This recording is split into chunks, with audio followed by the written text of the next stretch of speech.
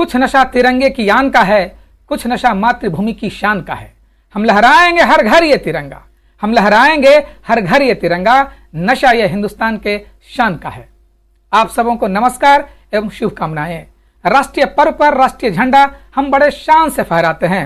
राष्ट्रीय झंडा के बारे में हम कुछ जानकारियां भी रखते हैं, परंतु आज हम चर्चा करेंगे कुछ विषयों के ऊपर, जिसमें सर्वप्रथम विषय पर हमारा दायित्व बनता है उन शहीदों को याद करने का, उन क्रांतिकारियों को याद करने का जिन्होंने भारतीय राष्ट्रीय आंदोलन में झंडा फहराने के कारण एक घटनाक्रम में अंग्रेजों की गोलियों के शिकार हो गए और अपने प्राणों की आहुति दे दी।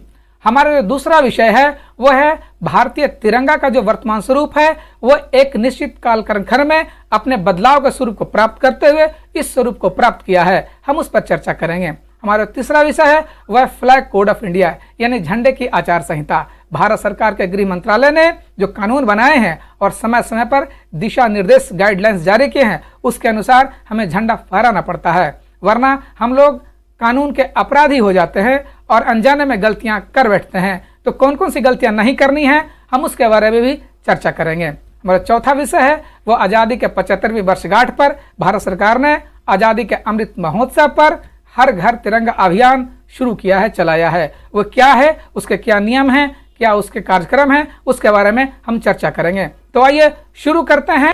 15 फरवरी 1932 को बिहार के मुंगेर जिले के तारापुर थाना पर झंडा सत्याग्रह के दौरान झंडा फहराने के संकल्प के कारण अंग्रेजों की गोली से 34 लोग शहीद हो गए। बिहार में 15 फरवरी को प्रत्येक वर्ष तारापुर शहीद दिवस मनाए जाने का फैसला किया गया है। अगले घटनाक्रम में 11 अगस्त 1942 को पटना सचिवालय भवन यानी सेक्रेटेरिएट बिल्डिंग पर राष्ट्रीय झंडा फहराने के लिए गए लोगों पर अंग्रेजों ने गोली चला दी, जिसमें 7 छात्र शहीद हो गए। इन 7 शहीदों के नाम इस प्रकार हैं: उमाकांत प्रसाद सिन्हा, रामानंद सिंह, सतीश प्रसाद झा, जगपति कुमार, देवीपत चौधरी, राजेंद्र सिंह, राम गोविंद सिंह। ये जो 7 शहीद हैं उनके बारे में प्रतियोगिता परीक्षाओं के बारे में सिविल सेवा में प्रश्न पूछ लिए जाते हैं। जो हमारा अगला घटनाक्रम है, बिहार के सिवान जिले में महाराजगंज थाने पर राष्ट्रीय झंडा फहराने गए फूलन प्रसाद वर्मा अंग्रेजों की गोली खाकर गिर पड़े और शहीद हो गए। फिर भी उनके हाथ से झंडा लेकर उनकी पत्नी तारा रानी ने सिवान थाना पर झंडा लहरा दिया। तारा रानी को गिरफ्तार कर लिया गया। कितना ये हृदय विदारक घटना है।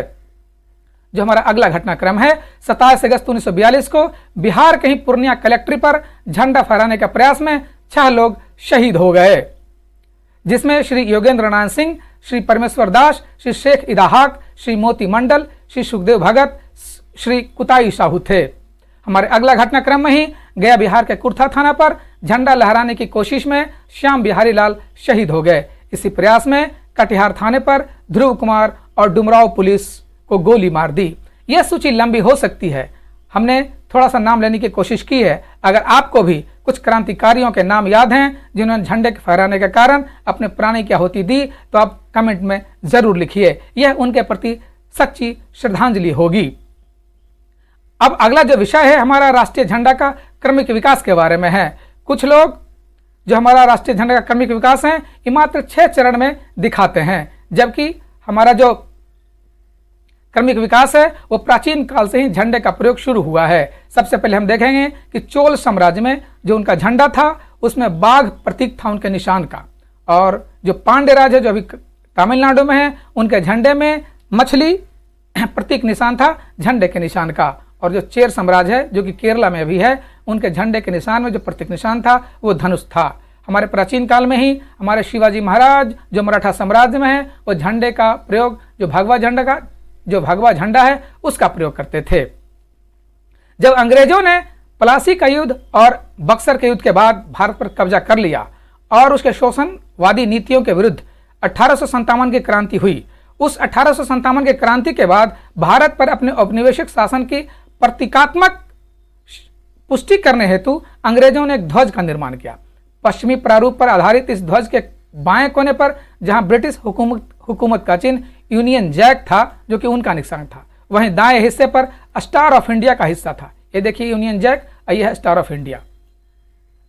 हमारा जो अगला ध्वज है 1904 का ध्वज है। भारत की ओर से प्रथम राष्ट्रीय ध्वज निर्माण करने का श्रेय स्वामी विवेकानंद की आयरिश अनुयायी सिस्टर निवेदिता को जाता है। 1904 में उनके द्वारा बनाए गए ध्वज को निवेदिता फ्लैग भी कहा जाता है। मूलतः लाल रंग के ध्वज में पीले रंग का बॉर्डर था। इसको बीचों बीच में भगवान इंद्र के अस्त्र वज्र और कमल एक संयुक्त चिन्ह स्थित था। इस ध्वज में लाल रंग संघर्ष का प्रतीक था, पीला रंग विजय का, वज्र शौर्य और पराक्रम का और कमल शुचिता का। इसके बीचों बीच बांग्ला में वंदे मातरम लिखा हुआ था। यहाँ देख सकते हैं वंदे मातरम लिखा हुआ है और ये हमारे स्वामी विवेकानंद जी हैं और उनकी शिष्या सिस्टर निवेदिता।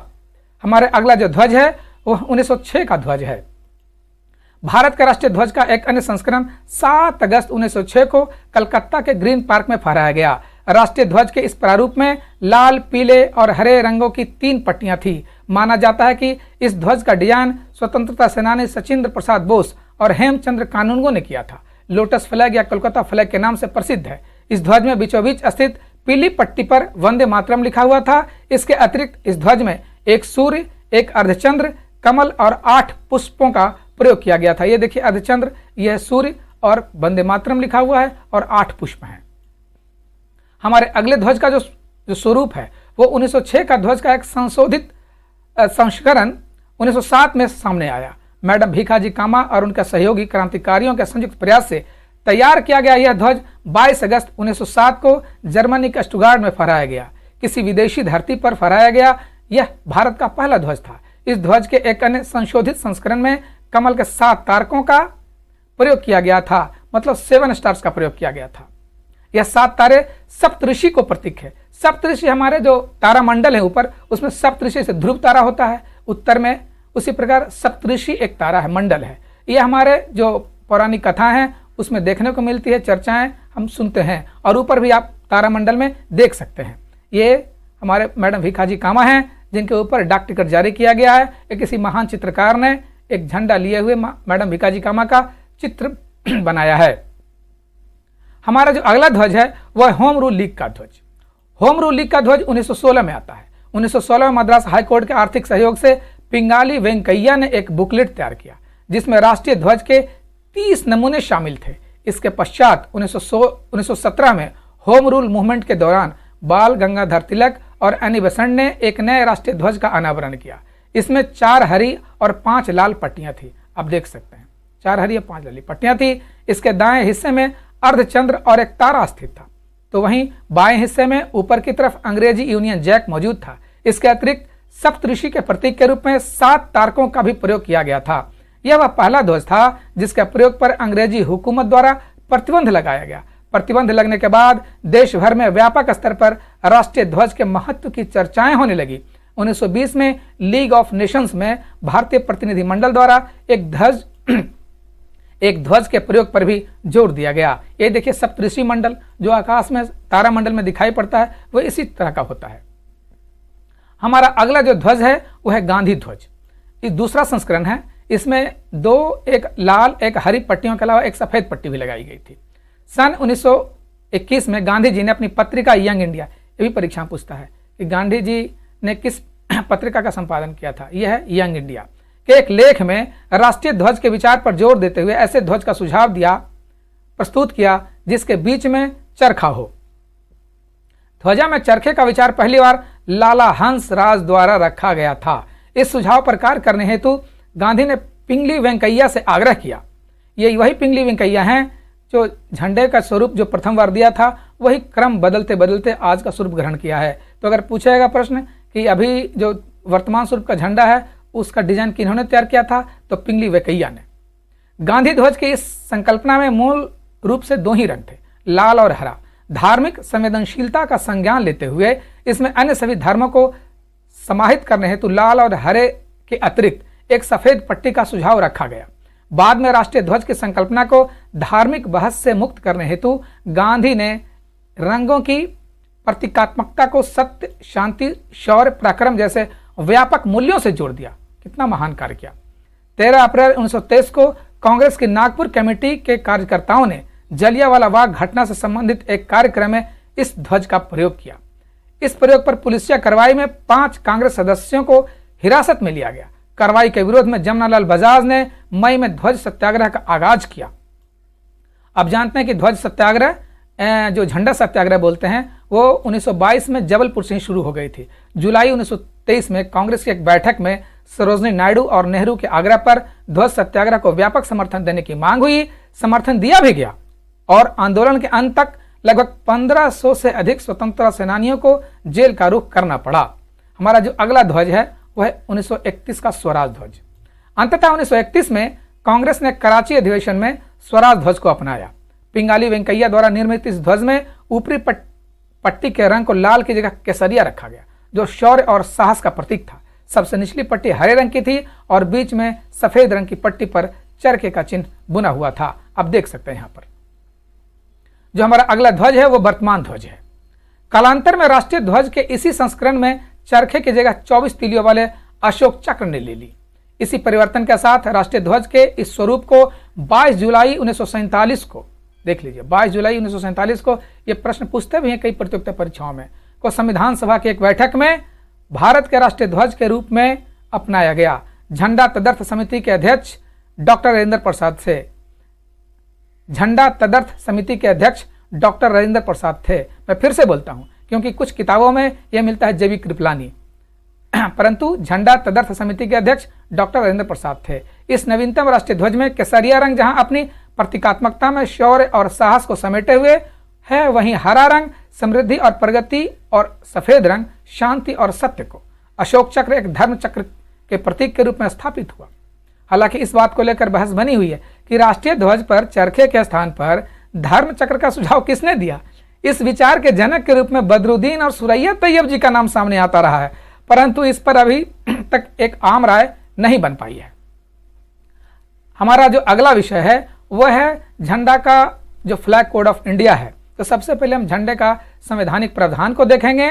जो संविधान का जो भाग 4A है, मूल कर्तव्य का भाग है, जो कि संविधान का जो मूल कर्तव्य है वो 42वें संविधान संशोधन 1976 में जब श्रीमती इंदिरा गांधी की सरकार थी तो 11 मौलिक कर्तव्यों को जोड़ा गया, जिसमें कि एक कर्तव्य यह भी है कि भारत के प्रत्येक नागरिक का यह कर्तव्य होगा कि वह संविधान का पालन करे और उनके आदर्शों और संस्थानों, राष्ट्रीय ध्वज और राष्ट्रगान का सम्मान करे। यह संविधान में सम्मिलित है, यह उनका कर्तव्य है, क्योंकि अधिकार के साथ साथ कर्तव्य का होना बहुत जरूरी है।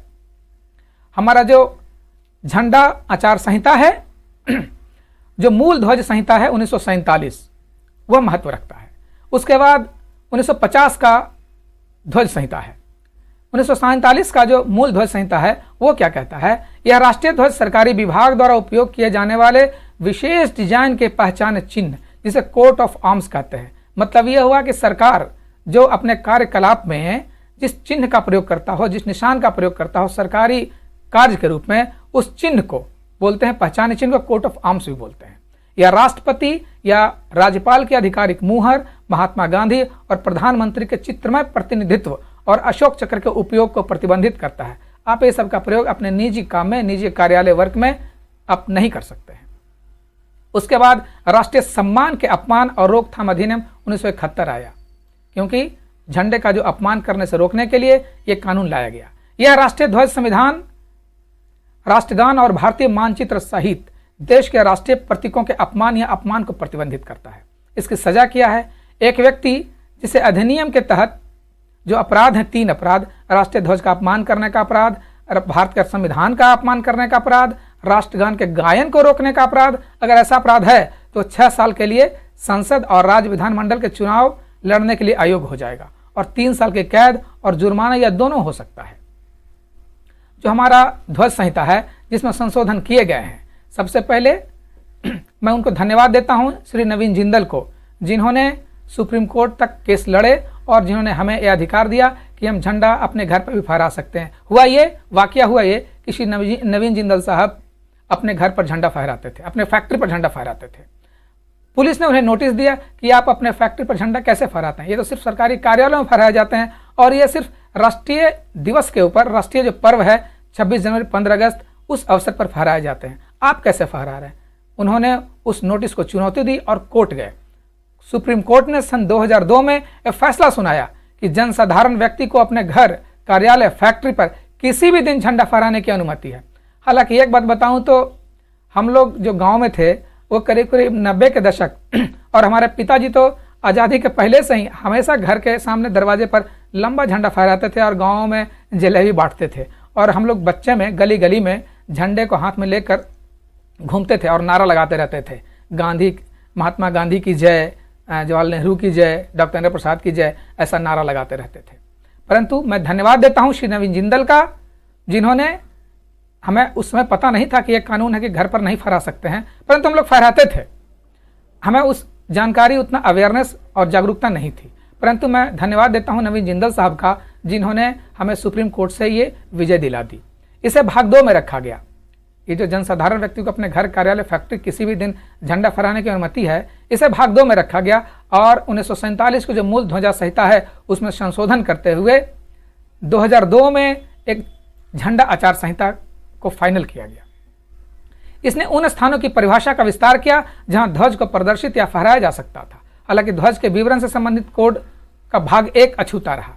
अब जानते हैं कि जो भारतीय झंडा संहिता 2002 है और राष्ट्रीय गौरव अपमान निवारण अधिनियम 1971 है, तो जो 2002 वाला जो संहिता है उसमें 3 भागों में बांटा गया है संहिता को। जो पहला भाग है तिरंगे का सामान्य विवरण है पहला भाग में, जिसमें कि कपड़े की बनावट कैसी होनी चाहिए, पहले खादी की होनी चाहिए थे, अभी बनावट किया गया है, अभी चेंज किया गया है, थोड़ा सा हम उसके बारे में भी जानेंगे अगले स्लाइड में। उस झंडे का साइज के बारे में वर्णन किया गया है, लंबाई और चौड़ाई का जो अनुपात है 3:2 का होना चाहिए और भी वर्णन किया गया है। आप डाउनलोड करके देख सकते हैं। भाग 2 में सार्वजनिक और निजी निकायों और शैक्षणिक संस्थानों द्वारा ध्वज के प्रदर्शन पर नियम बनाए गए हैं। भाग 3 में सरकारों और सरकारी निकायों द्वारा ध्वज के प्रदर्शन के नियम बनाए गए हैं। अभी हाल फिलहाल में ही 11 जनवरी 2022 को गृह मंत्रालय से एक पत्र जारी हुआ है, जिसमें सभी राज्य सरकारों के मुख्य सचिव को, सभी संघ राज्य क्षेत्रों के प्रशासक को, भारत सरकार के सभी मंत्रालयों विभागों के सचिव को लिखा गया है। इसका विषय क्या है? भारतीय झंडा संहिता 2002 तथा राष्ट्रीय गौरव अपमान निवारण अधिनियम 1971 में अंतर्विष्ट नियमों के कड़ाई से पालन करने के संबंध में। इसमें क्या कहा गया, साफ साफ कहा गया है, मैं पढ़कर सुनाता हूं। भारतीय झंडा संहिता की धारा भाग 1 भाग 1 के पैरा 2.2 ब्रैकेट 10 रोमन में है के अनुसार जनता द्वारा कागज के बने राष्ट्रीय झंडों को महत्वपूर्ण राष्ट्रीय, सांस्कृतिक और खेल कूद के अवसरों पर हाथ में लेकर हिलाया जा सकता है। आपसे सुनिश्चित करने का अनुरोध है कि महत्वपूर्ण राष्ट्रीय, सांस्कृतिक और खेल कूद के अवसर पर यह जनता द्वारा केवल कागज के बने झंडे का ही प्रयोग किया जाए, प्लास्टिक का नहीं, तथा समारोह के पूरा होने के पश्चात ऐसे कागज के झंडों को न तो विकृत किया जाए और न ही जमीन पर फेंका जाए। ऐसे झंडों का निपटान उनकी मर्यादा के अनुरूप एकांत में किया जाए। आपसे यह अनुरोध है कि कृपया इस संबंध में बृहद जागरूकता कार्यक्रम संचालित किया जाए तथा इलेक्ट्रॉनिक एवं प्रिंट मीडिया में विज्ञापनों के माध्यम से बृहद प्रचार किया जाए, जो हम आज कर रहे हैं। इस पे प्रेम प्रकाश साहब जो अवर सचिव भारत सरकार के हैं, under secretary to the government of India, उनका हस्ताक्षर है। जो हमारा हाल का संशोधन है हम उसके बारे में देखते हैं। हाल के संशोधन में 30 दिसंबर 2021 को जो हमारा भारतीय झंडा संहिता उसमें संशोधन किया गया है। पहला नियम क्या था? भारत का ध्वज कोड 2002 के भाग 1 के नियम 1.2 के अनुसार झंडे के लिए खादी या हाथ से काता हुआ कपड़ा ही सामग्री थी, अन्य सामग्री का उपयोग दंडनीय था। अब नियम क्या बन गया? लेकिन हाल के 30 दिसंबर 2021 के आदेश एक ऑर्डर आया और संशोधन ने इसे बदलकर राष्ट्रीय ध्वज हाथ से काता और हाथ से बुना या मशीन से बना कपास, पॉलिस्टर, ऊन, रेशम, खादी बंटिंग से बना होगा। इसका मतलब है कि मशीन से बना पॉलिस्टर जो भारत में बनता है या कहीं और से भी आयात किया जा सकता है, अब तिरंगे के लिए इस्तेमाल किया जा सकता है। अब तक कर्नाटक के हुबली में देश के एकमात्र BIS अनुमोदित एक स्टैंडर्ड है BIS, उससे अथराइज यानी उससे अनुमोदित ध्वज निर्माण इकाई थी कर्नाटका खादी ग्रामोद्योग संयुक्त संघ KKGSS। कर्नाटका खादी ग्रामोद्योग संयुक्त संघ में हाथ से काते, हाथ से बुने हुए झंडे का बनाया जाता था और ऑल ओवर इंडिया में सप्लाई किया जाता था। अब उनका तर्क है कि यह कदम न केवल खादी की परिभाषा को कमजोर करेगा बल्कि स्वतंत्रता संग्राम की भावना को भी कमजोर करेगा। यह उनका कथन है। कर्नाटका खादी ग्रामोद्योग संयुक्त संघ, इन्होंने विरोध प्रदर्शन भी किया है। अब अगला जो संशोधन है वो हाल का संशोधन 20 जुलाई 2022 का है। पहले का नियम क्या था? तिरंगे को केवल सूर्योदय से सूर्यास्त तक फहराने की अनुमति थी। अब नियम क्या हो गया? 20 जुलाई 2022 को एक आदेश, एक ऑर्डर के जरिए भारतीय झंडा संहिता 2002 में संशोधन किया गया है। इसके बाद भारतीय झंडा संहिता 2002 के भाग 2 के पैरा 2.2 के खंड 11 को अब इस तरह पढ़ा जाएगा। जहां झंडा खुले में प्रदर्शित किया जाता है या किसी नागरिक के घर पर प्रदर्शित किया जाता है, इसे दिन रात फहराया जा सकता है। इससे पहले तिरंगे को केवल सूर्योदय से सूर्यास्त तक फहराने की अनुमति थी। अब हम उन प्रावधानों की चर्चा करेंगे जो अनजाने में हम गलतियां कर बैठते हैं, उसे हमें बचना चाहिए, वरना अपराध की श्रेणी में आ जाएंगे और कानूनी रूप से दंड के भागी भी बन सकते हैं। यह है, झंडे का प्रयोग व्यावसायिक उद्देश्य के लिए नहीं किया जाएगा, पहला। दूसरा है, किसी व्यक्ति या वस्तु को सलामी देने के लिए झंडे को नहीं झुकाया जाएगा। तीसरा है, झंडे का प्रयोग किसी वर्दी या पोशाक के रूप में नहीं किया जाएगा। झंडे को रुमाल, तकियों या किसी अन्य ड्रेस पर नहीं छापा जा सकता है। चौथा है, झंडे का प्रयोग किसी भवन में पर्दा लगाने के लिए नहीं किया जाएगा। पांचवा है, किसी भी प्रकार का विज्ञापन, अधिसूचना, अभिलेख ध्वज पर नहीं लिखा जाना चाहिए। जो छठा है, झंडे को वाहन, रेलगाड़ी, नाव, वायुयान की छत इत्यादि को ढकने के काम में इस्तेमाल नहीं किया जाएगा। सातवां है, किसी दूसरे झंडे को भारतीय झंडे के बराबर ऊंचाई या इससे ऊपर नहीं फहराया जाना चाहिए। आप जानते हैं कि जब दो देशों के बीच, भारत और किसी अन्य देश के बीच बातचीत चलती रहती है, डायलॉग चलती रहती है, दोनों देशों का जो झंडा है वो क्रॉस के रूप में रहती है। तो जो हमारा झंडे का दाहिने तरफ है, हमारे दाहिने तरफ नहीं, झंडे का दाहिने तरफ में भारतीय झंडा होता है और बाएं तरफ जो हो विदेश का झंडा होता है। आठवां जो नियम है, झंडे या उसके चिन्ह को व्यक्ति के कमर से नीचे नहीं पहनना चाहिए। अब हम देखते हैं अगला जो विषय है, क्या है हर घर तिरंगा अभियान। आजादी के 75वीं वर्षगांठ पर आजादी का अमृत महोत्सव मनाया जा रहा है। भारत सरकार ने इस अवसर पर हर घर तिरंगा अभियान चलाया है। इसका कार्य क्या होगा? 13 से 15 अगस्त तक कम से कम 20 करोड़ घरों में तिरंगा फहराने का आग्रह किया गया है। इसका उद्देश्य क्या है? इसका उद्देश्य नागरिकों में देशभक्ति की भावना पैदा करना और तिरंगे के साथ उसके बंधन को मजबूत करना है और राष्ट्रीय ध्वज के बारे में जागरूकता बढ़ाना है। नोडल एजेंसी क्या होगी उसकी? भारत सरकार के संस्कृति मंत्रालय ने हर घर तिरंगा प्रमाण पत्र देने का निर्णय किया है। यानी कि आप झंडा फहराइए और सेल्फी लीजिए और इस पर अपलोड कर दीजिए। अगर सेलेक्ट हुए तो आपको पुरस्कार भी मिल सकते हैं, जिसके लिए हरघरतिरंगा.com पर रजिस्ट्रेशन आप कर सकते हैं। ये हमारा वीडियो आपको कैसा लगा आप बताइए। अगर अच्छा लगा तो इसे सब्सक्राइब कीजिए, लाइक कीजिए, शेयर कीजिए और कमेंट करिए। इसी के साथ ही हम आपसे विदा चाहते हैं। जय भारत, जय हिंद।